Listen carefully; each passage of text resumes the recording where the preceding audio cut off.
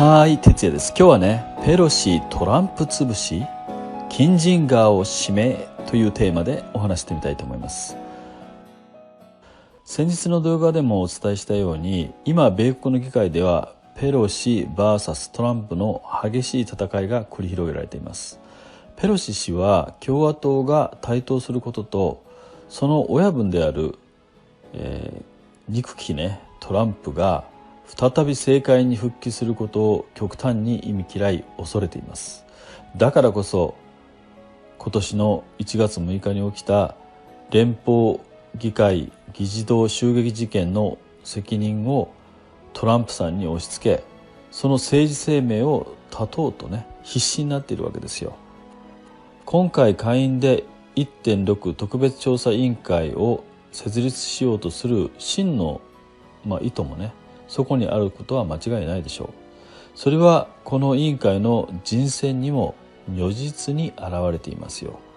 この委員会は建前上は議論に偏りが出ないように、いわゆる超党派の会議ということになっています。そのためね、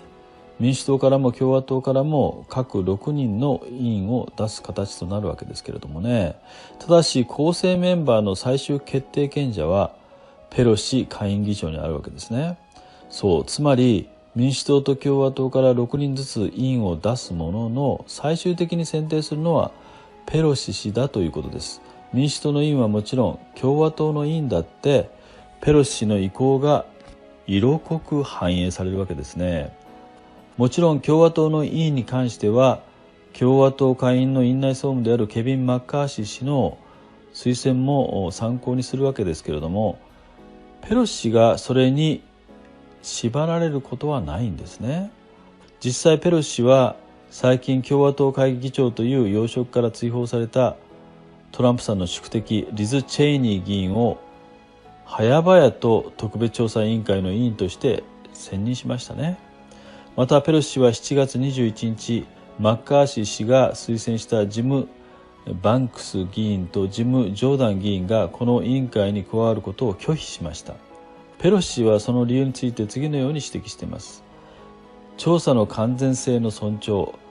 真実追求へのこだわり、そしてバンクス氏とジョーダン氏がこれまで取ってきた言動に鑑みて、私は特別調査委員会へのこの2人の推薦を拒否しなければならないとね。ペロシ氏が挙げた理由はちょっと抽象的なんですけども、要はこの2人が1月6日に行われた連邦議会の合同セッションでバイデン勝利を確定させる選挙人団の票のカウントに、不正選挙を理由にして反対したことが気に入らなかったということだと思うんですね。もっとはっきり言うと、この2人が明らかにトランプ寄りの人物だということなんですよ。だから反対したんですね。また特にバンクス氏はね、1月6日に何らかの事件が起こるという情報がね事前にあったにもかかわらず、当日の会議の責任者であるペロシ議長がしっかりとしたセキュリティ体制を敷いていなかったという問題もきちんと議論すべきだと、いう構えをね、見せていたわけですよ。いずれにしてもね、この2人を委員として入れると、ペロシ氏が描いていたトランプさんが、事件のね最悪の責任者だというストーリーが崩れてしまうというわけなんですね。ですからこの2人に反対したわけですね。こうした動きに対して共和党下院議員らは、ペロシ氏の動きは到底超党派的なものではなく、むしろね露骨なほど党派的なものであると非難して、マッカーシー氏もねこの委員会をボイコットする意向を示唆しました。マッカーシー氏をはじめ共和党議員は1月6日の暴動事件の調査だけではなく、それを許したペロシ議長の責任やジョージ・フロイドさんの死後全米各地に広がった政治絡みの暴動事件も合わせて調査すべきだと主張していたんですね。そしてこうした流れを知ったペロシはここに来て新たな人選を強行したんです。それはなんと、これまでドナルド・トランプ前大統領をことあるごとに厳しく批判してきたアダム・キンジンガー下院議員を特別委員会の共和党側の委員として指名してきたんです。僕はこの情報をこの記事で知ったので、ここからはこの記事内容をベースにお話しします。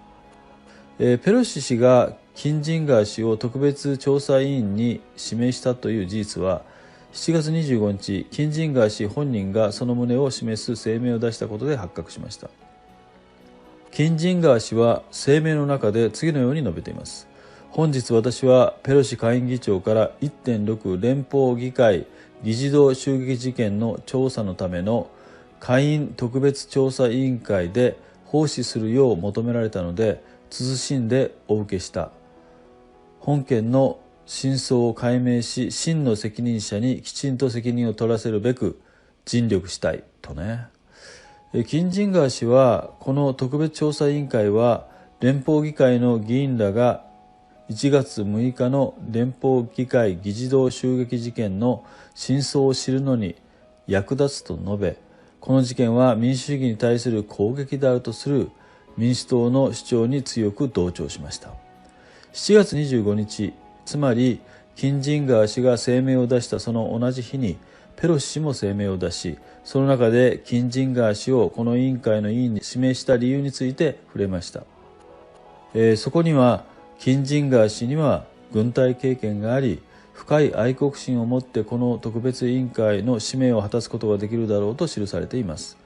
この理由もね、かなりオブラートに包まれた言い回しになってるんですけどね。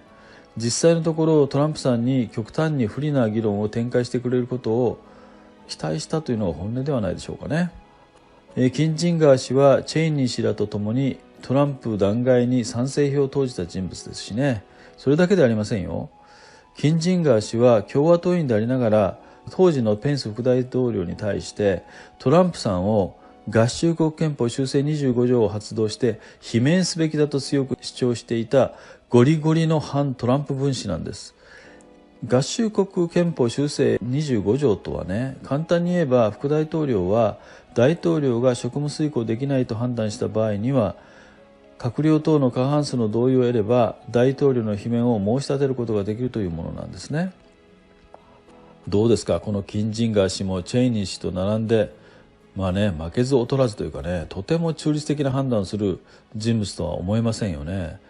言い換えればこれほどペロシ氏の思惑を露骨に表す人選はないというべきでしょう。そのため共和党はこの特別調査委員会は表向きは事件の真相の解明と再発防止を目的とすると言いながら、実態は2024年の大統領選出馬の意向を匂わせてきたトランプさんと、2022年の中間選挙で勝利を目指す共和党を貶めるために、1月6日の暴動事件をね、選挙に向けてマスコミが絶えず報道するように仕向けることを起としたものと位置づけているんですね。今から数週間前、共和党上院は1月6日の連邦議会議事堂襲撃事件を調査するために 9.11 スタイルの委員会を設立するという民主党側の法案を断固阻止しました。その共和党上院議員の一人、パット・トゥーミー氏は7月25日に CNN のインタビューに答えて次のように語りました。我々は今多くの調査を行っている最中だ。上院では調査が完了している委員会もあれば、現在調査を続けている委員会もある。つまり我々は多くの犯罪捜査を現に行っているのだ。私は真に超党派の委員会なら賛成するが、はっきり言って今回の特別調査委員会は連邦議会議事堂襲撃事件をいつまでも前面に押し出すことが民主党にとって有利だという政治的な思惑によるものでしかないとね。この時トゥーミー氏はその主張の根拠として民主党のベテランの戦略家として知られる、ジェームス・カービル氏の民主党は2022年の中間選挙ではジョー・バイデン自身やバイデンの政策を争点にするのではなく、1月6日当時のトランプを争点にせよというコメントまで引用したんですね。このように見てくると、今回ペロシ氏が提案して下院で設立することになった 1.6 特別調査委員会の本質が見えてきますよね。今回のペロシ氏の極端な党派的な人選を受けて共和党側の反発が一層強まることは間違いないでしょうね。ですので事態は一層混沌としたものになるかもしれませんね。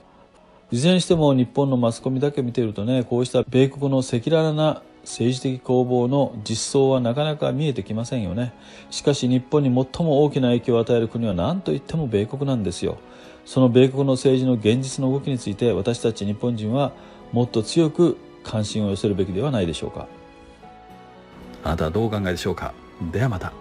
Good luck。目覚めよ日本人。今回のようなお話に興味のある方はぜひチャンネル登録をよろしくお願いします。